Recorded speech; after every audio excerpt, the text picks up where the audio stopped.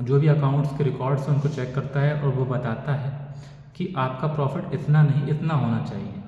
मतलब जो जो प्रॉफिट आपने कैलकुलेट किया है अपने कैलकुलेशन के हिसाब से वो प्रॉफिट गलत है, और एज़ पर इनकम टैक्स के नियमों के अनुसार जो आपका प्रॉफिट बनना चाहिए वो ज़्यादा है मान लीजिए, तो उसके ऊपर जो टैक्स बना वो भी ज़्यादा बना।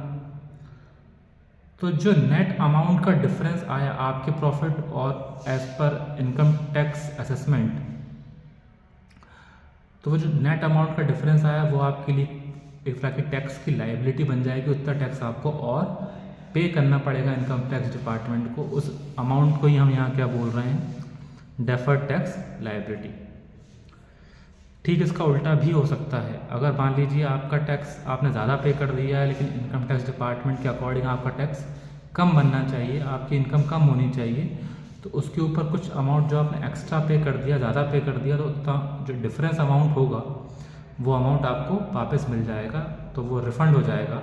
और जो अमाउंट आपको रिफ़ंड हो जाएगा तो that amount is called deferred tax assets. वो जब आप नीचे एसेट्स का बनाएंगे, एसेट्स की हेडिंग आएगी तो उसमें ये पॉइंट आता है डेफर्ड टैक्स एसेट्स।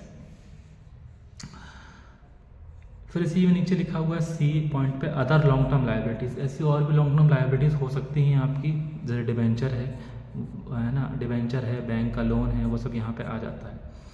डी है लॉन्ग टर्म प्रोविजंस। कुछ ऐसे प्रोविजंस होते हैं, प्रोविजन का मतलब होता है कुछ ऐसा फंड आपने इकट्ठा कर लिया है for meet out non liability और लॉसेस।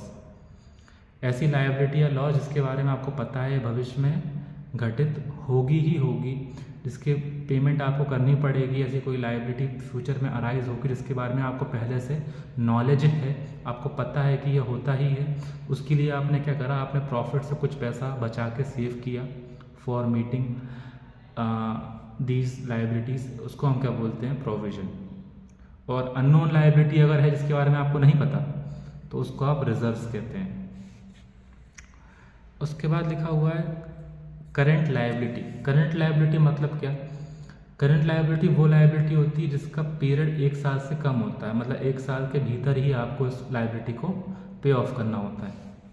करंट लायबिलिटी के अंदर आएगा शॉर्ट टर्म बोरोइंग्स। ऐसी बोरोइंग जो बहुत छोटे समय की होती हैं, बहुत छोटे समय का लोन हो सकता है आपका 15 दिन का, 1 महीने का, 3 महीने का, 6 महीने का, 9 महीने का, मतलब अप टू 1 ईयर, है ना। सेकंड है ट्रेड पेबल्स। ट्रेड पेबल्स जिसको हम बिल्स पेबल कह सकते हैं, बिल्स पेबल और क्रेडिटर्स कह सकते हैं।